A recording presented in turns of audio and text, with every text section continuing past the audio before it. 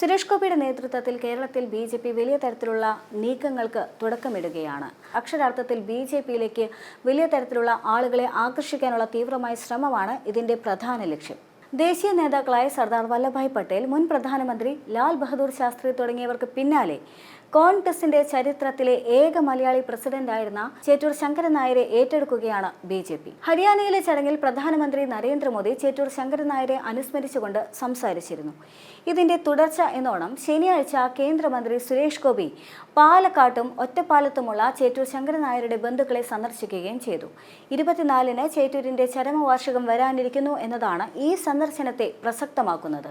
മങ്കരയിലുള്ള ചേറ്റൂരിന്റെ സ്മൃതി കുടീരം സന്ദർശിക്കാൻ പരിപാടിയുണ്ടായിരുന്നുവെങ്കിലും അങ്ങോട്ടേക്കുള്ള ശരിയായ വഴി പോലും ഇല്ലാതിരുന്നതിനാൽ പോയില്ല. ഹരിയാനയിൽ തെർമൽ പവർ പ്ലാന്റ് തറക്കല്ലിടുന്ന ചടങ്ങിലാണ് ജാലിയൻ വാലാബാഗ് കൂട്ടക്കൊലയിൽ ബ്രിട്ടീഷുകാർക്കെതിരെ ശബ്ദമുയർത്തിയ ചേറ്റൂർ ശങ്കരൻ നായരെ പ്രധാനമന്ത്രി അനുസ്മരിച്ചത്. മലയാളിയായ ശങ്കരൻ നായരുടെ സംഭാവനകളെക്കുറിച്ച് പഠിക്കണമെന്നും പ്രധാനമന്ത്രി ആവശ്യപ്പെടുന്നുണ്ട്. പാലക്കാട് ചന്ദ്രനഗറിലെ വീട്ടിലെത്തി ജസ്റ്റിസ് ചേറ്റൂർ ശങ്കരൻ നായരെയും ഒറ്റപ്പാലത്ത് പാലാട്ട് വീട്ടിലും സന്ദർശനം നടത്തി. വിരലിൽ എണ്ണാവുന്ന പാർട്ടി നേതാക്കളെ മാത്രമാണ് വിവരം അറിയിച്ചിട്ടുണ്ടായിരുന്നത്. ചേറ്റൂരിന് സ്മാരകം ഉൾപ്പെടെയുള്ള കാര്യങ്ങൾ പരിഗണനയിലുണ്ട് എന്നാണ് നേതാക്കൾക്ക് സുരേഷ് ഗോപിയുമായി നടത്തിയ സംസാരത്തിൽ നിന്ന് വ്യക്തമായത്. ശനിയാഴ്ച രാവിലെ പാലക്കാട്ടെത്തിയ സുരേഷ് ഗോപി ഉച്ചയ്ക്ക് മുൻപാണ് ചേറ്റൂരിന്റെ ബന്ധു ജസ്റ്റിസ് ചേറ്റൂർ ശങ്കരൻ നായരുടെ ചന്ദ്രനഗറിലെ വസതിയിലെത്തിയത്. ബി.ജെ.പി. സംസ്ഥാന general secretary C Krishnakumar, east ജില്ലാ പ്രസിഡന്റ് പ്രശാന്ത് ശിവൻ, ചങ്കുട്ടി ദാസ് എന്നിവരും ഒപ്പമുണ്ടായിരുന്നു. 3/4 മണിക്കൂറോളം അവിടെ ചെലവിട്ട ശേഷം വൈകിട്ടാണ് ഒറ്റപ്പാലത്തെ പാലാട്ട് വീട്ടിലേക്ക് പിന്നീട് എത്തുന്നത്. ചേറ്റൂർ ശങ്കരൻ നായരുടെ മകളുടെ മകൾ മാലതി, ഇവരുടെ മകൾ ജാനകി, ബന്ധുക്കൾ എന്നിവരുമായി സൗഹൃദ സംഭാഷണവും നടത്തുന്നുണ്ട്. ഇവർക്കായി മധുരവും കരുതിയിരുന്നു. കുടുംബത്തിലെ എല്ലാവരെയും പരിചയപ്പെട്ട് ചേറ്റൂർ ശങ്കരൻ നായരുടെയും കുടുംബാംഗങ്ങളുടെയും ചിത്രങ്ങളും കണ്ടതിന് ശേഷമാണ് അദ്ദേഹം മടങ്ങുന്നത്. കോൺഗ്രസിന്റെ ചരിത്രത്തിലെ തന്നെ ഏക മലയാളി പ്രസിഡന്റ് ആണെങ്കിലും രാഷ്ട്രീയമായി അദ്ദേഹത്തിന്റെ സ്മരണ നിലനിർത്തുന്ന യാതൊന്നും തന്നെ ഇതുവരെ ആരും നിർമ്മിച്ചിട്ടില്ല.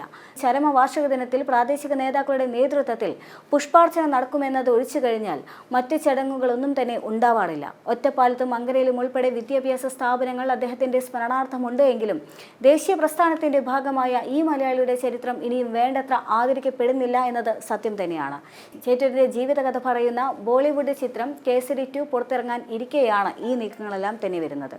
ഈ പ്രവർത്തനങ്ങളുടെ എല്ലാം തന്നെ ബി.ജെ.പിയുടെ ലക്ഷ്യവും നീക്കങ്ങളും എല്ലാം തന്നെ കൃത്യമാണ്. കോൺഗ്രസ് പോലും മറന്നുപോയ ഒരു ദേശീയ നേതാവിനെ അനുസ്മരിച്ചുകൊണ്ട് ബി.ജെ.പി. കളത്തിലിറങ്ങുമ്പോൾ സ്വാഭാവികമായും അത് കോൺഗ്രസിനുള്ള ചുട്ട മറുപടി തന്നെയാണ്. പക്ഷേ അതേസമയം അദ്ദേഹത്തെ പോലെ പ്രഗത്ഭനായ ഒരു നേതാവിനെ അനുസ്മരിക്കുന്ന സാഹചര്യത്തിൽ സ്വാഭാവികമായും ബി.ജെ.പിയുടെ ലക്ഷ്യം വേറെ തന്നെയാണ്. പ്രത്യേകിച്ചും സർദാർ വല്ലഭായ് പട്ടേലിന്റെ പ്രതിമ സ്ഥാപിച്ചുകൊണ്ട് സർദാർ വല്ലഭായ് പട്ടേൽ ഒരു ബി.ജെ.പി. അനുകൂലിയാണ് എന്ന് വരുത്തി തീർക്കാനുള്ള ശ്രമമുണ്ടായിരുന്നു. അതേ അജണ്ട തന്നെയാണ് ഇപ്പോൾ കേരളത്തിൽ നടപ്പാക്കിക്കൊണ്ടിരിക്കുന്നത്.